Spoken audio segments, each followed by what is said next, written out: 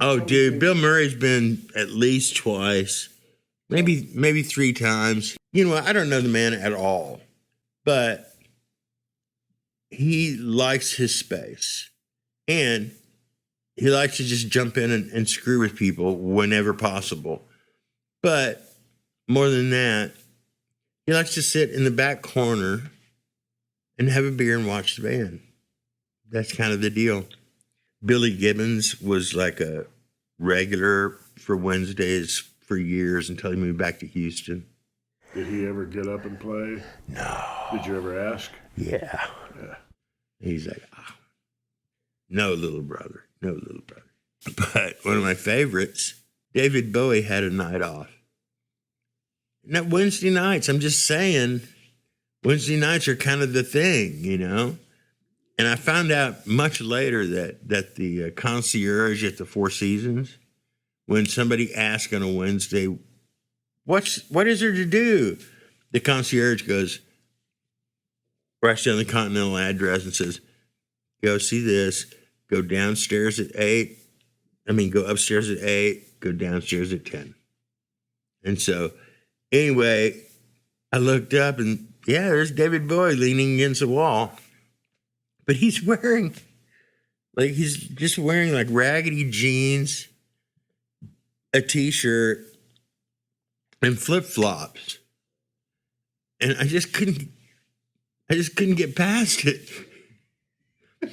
And so I said, man, come on. You're the thin white dude. The thin white dude doesn't wear flip-flops. And he looked at me and he went, like, yeah, you got me. I won't do this again. But it was like stuff like that, you know. And, you know, Quentin Tarantino is just like a regular there. I mean, I've seen him in there so many times. It's no longer surprising.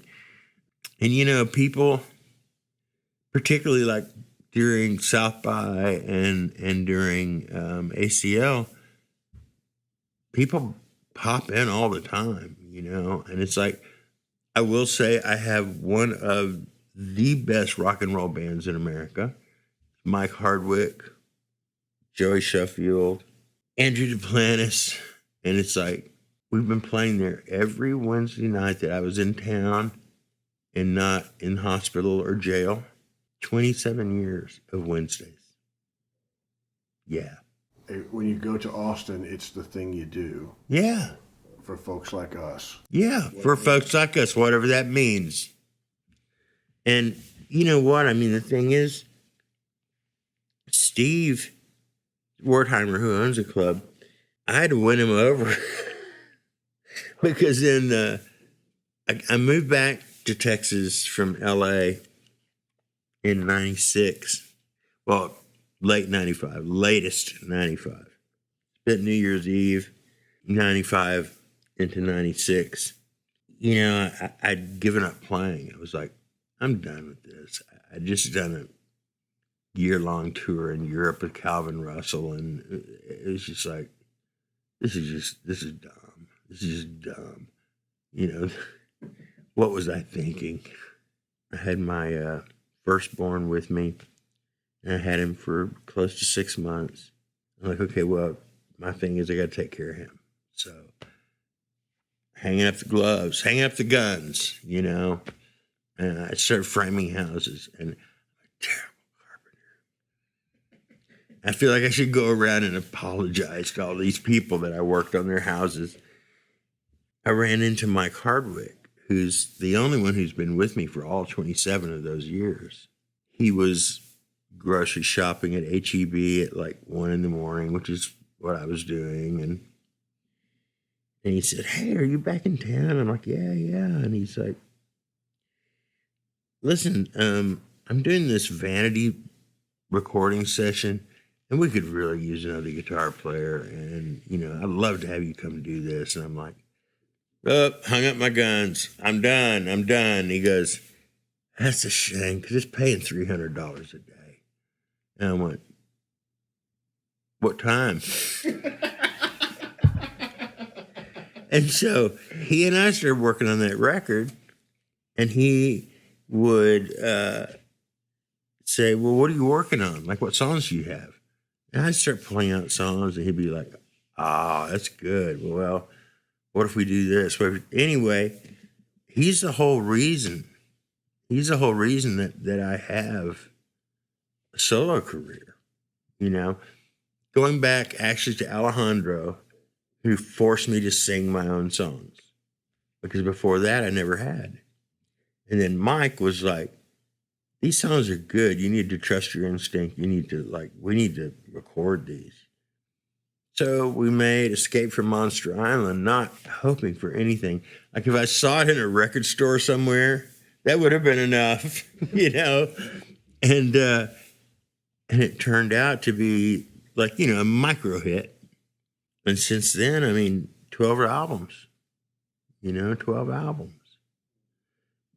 13 and 14 if you count the 2 live records, but I don't count the live records. 64 years old, and out of the blue, I got a major label deal.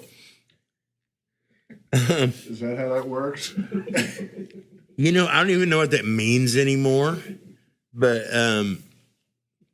George Fontaine Sr., has started this label called Strolling Bones, which is in the New West family, which is a little awkward, but they're a Sony label. And so technically, I'm on a major label. And we had this record we've been working on off and on for 3 or 4 years, all my stupid health problems and then, COVID and all this. Anyway, he just called me up out of the blue and was like, hey, I understand you got a record. And I'm like, yeah. And he's like, I want to put it out. And he said, this is not a negotiation. This is my offer. Non-negotiable. And he reeled it out for me, and I'm like, that's the best deal that's been offered to me, even by my own company, The day after a show, I'm wiped out. I sleep most of the day. And that's not uncommon for stroke, And also, right side's weak, fatigue easily. But I'm still playing, and I love it.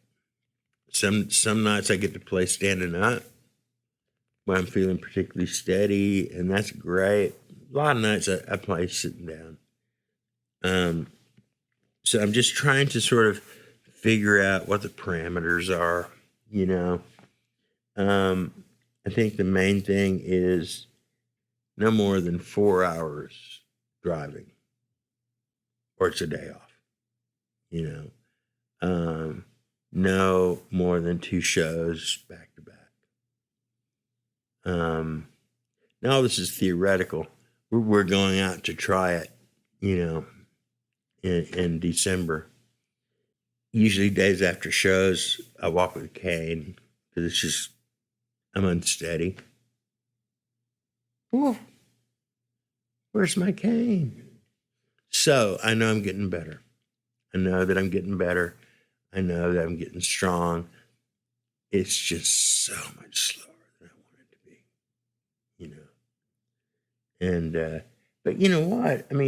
Who at 64 gets a record deal? So I got nothing to complain about, You said something to me. I don't even know how to throw this in here, but you said something to me 20 years ago. When we were talking about something that I don't remember what it was, but your answer was so like, Otis, you gotta be fearless. That's it. That's it. I'm sorry, but you know what? It doesn't matter what we were talking about. It's still true. It's still true. If there's an enemy, what is it but fear? And you know what? Fear, I'll look straight in the camera. Fear is not an enemy. Fear is the enemy. Period. And it's like for every time that I have gone, shit, I'm scared to death of this. I don't know what I'm going to do. And then I just stand up on my hind legs and walk right into it. Not once has it gone wrong. Not once. So I think my friend Kathy McCarty, the great genius from Glass Eye, her whole thing is that we're here on this planet to learn courage.